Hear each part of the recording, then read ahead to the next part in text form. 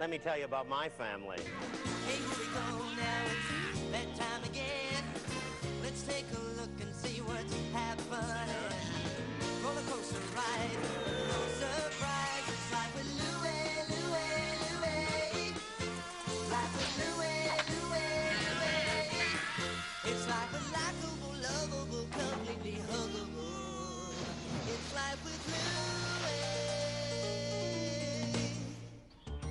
When Principal Holleran made a visit to our classroom, it usually meant one of two things. Either Glen had been caught mixing pencil shavings into the cafeteria food again, or we were having a substitute. Mr. Lambert will not be here this week. Now I want everyone on their best behavior for Miss Robertson. Hello. Top of the morning to you, class. I see we'll have to have a little chat about the dress code. Let's say we begin by introducing ourselves, shall we? I'm Miss Robertson. And you are? Drooling.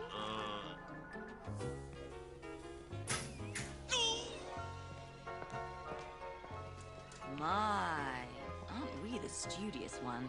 That's me, Mr. Studious. Oh, brother. You really are stuck on her, aren't you, Mr. Studious? Why would you say that? Because you just put all of your books in my locker. They were lonely. Oh, shovel 1, shovel 2, shovel 3, save us from the communists! All 600? Time to hit the showers.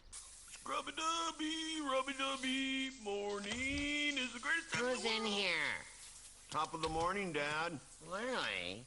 Aren't you the one I have to yank out of bed every morning? That was the old Louie, Dad. Is that so? Natural scent. I thought the idea was to get rid of the natural scent.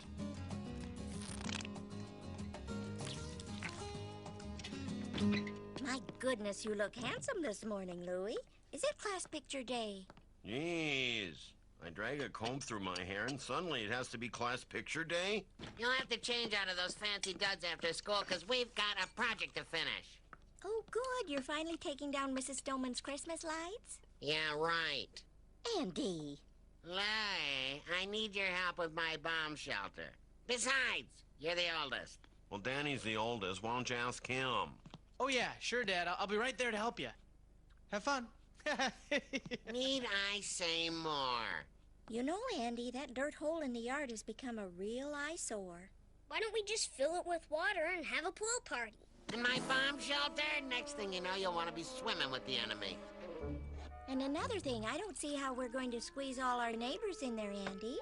We can't just leave them out, you know. Why not? They didn't invite me to their canasta tournament. Their loss, huh, Dad? Well, besides, if the unspeakable happens, there's strength in numbers. I think you've got something there, Hora. Gracious me, you're here early? Crumpet? I'm more of a donut man myself, but I'll give it a shot. It was a perfect moment. Just me, a crumpet, and the woman of my dreams. Morning, Miss Robertson. Oh, thank you, Michael. That's quite thoughtful. I thought so. Hey, those are my mom's petunias. The flower shop was out of my way. It's one of my dad's formaldehyde jars. He's a pathologist, you know. Oh, how unusual. But let's put it here for safekeeping. We wouldn't want it to break. Well, that'd be a heartbreaker. It's origami. I made it from a Night Sniffer comic. Hey, that's the one I loaned you. Obviously, I wasn't the only one trying to impress Miss Robertson. It's two-ply. Thank you. This morning I'd like to introduce you to a very special author. His name is William Shakespeare, and he wrote some of the world's most beautiful stories. No, not him. Huh. Can anyone name one of them? There's the one about the guy and, other guy. Oh, you must mean Two Gentlemen of Verona. Well done, Louis. Even though I didn't know the answer, I didn't feel silly. Miss Robertson had a way of making me feel special. I imagined she had the same effect on the other boys. I love daisies. Nice day for a ride, huh? Louis, Louis, wherefore art thou, Louis? Oh, this is a rough gig. Louis, Louis. Louis, are you with us? Oh, yeah. Just gotta tie my shoe. You weenie! let Grunwald bring her flowers. And Scott, formaldehyde jars. I was going to learn Shakespeare and be Miss Robertson's star. Left, left, left, right, left. And hot about face. Jeez, if you men were in the trenches, we'd have never finished that bridge over the River Kwai. How about a break, man? These bricks are heavy. Sorry, Gus. Flanagan was all out of styrofoam bricks. Hey, Anderson, what are you doing? Burying a bone? Very funny, Jensen. That's exactly what'll be left of you when the big one hits. Meanwhile, we'll be sitting pretty in our temperature-controlled, radiation-proof, airtight bomb shelter. Oil! I struck oil! I'm red! I'm red! Right might be a more appropriate description, Anderson.